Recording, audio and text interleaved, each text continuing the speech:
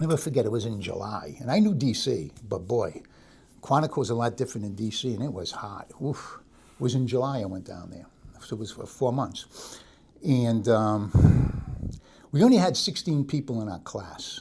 Wow, that's a small class. They were all small in the beginning. And they were all small in the beginning because everybody in these classes tended to be older, and they were part of the freeze. Okay. Which is interesting because the government actually worked.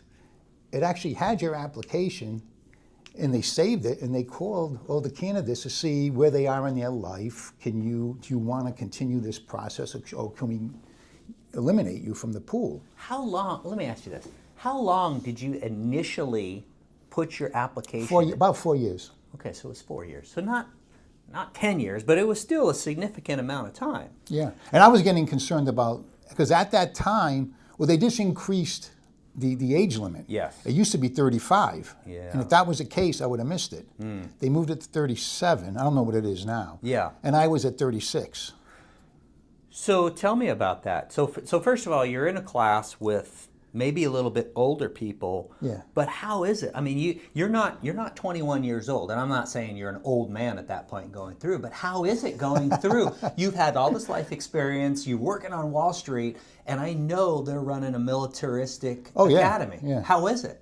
It was great. Okay. I mean, you had to get used to it. Yeah. But I had a great roommate. He was a former customs agent and a pilot. So I really appreciated his knowledge of law enforcement.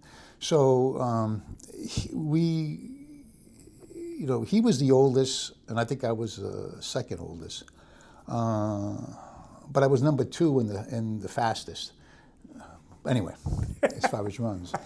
But no, but we had it took a lot of reconditioning and just getting used to things. Yeah. But I was looking at, okay, this is temporary. You know, 4 months from now, Yeah. I'll be doing whatever we can do. Yeah. So, and plus, I'll be honest with you, these are cops, and they like to bust chops, right? So I'm the guy on Wall Street, who's this guy, and I totally respect it, and you go along with it, and you have a good time. Yeah. Yeah. But it must also help. I mean, on the one hand, it's like, okay, I'm a little old and I've got this stuff. But on the other hand, you've got all this life experience, and you can't take things too personally at that point because you've got all this experience behind you. Okay, so you graduate. Where do you go? I go back to, well, here's how it worked in those days. Okay. 16 weeks, and around week 12, they have you come into this dinner. I feel like I was in the NFL draft or something. I go into this dinner, and all these guys are there from from the DEA, but they're like recruiters or people that came out from other field divisions. Really? And you're having a dinner at one of the restaurants within well, actually it was the FBI Academy we were at. Okay. And I learned 2 days before then that I was going to San Diego. You had your wish list, and San Diego was one of my wishes. I couldn't go back to New York or Newark because in those days they wanted you to go away from where you came from.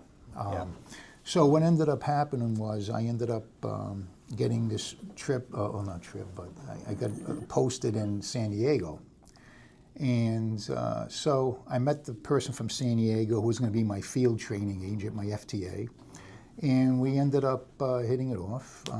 But then he ended up going to another position. And then I have a buddy of mine who I'm still friends with today. He was my FTA, field trading agent. So I went back to Newark for about 4 or 5 months.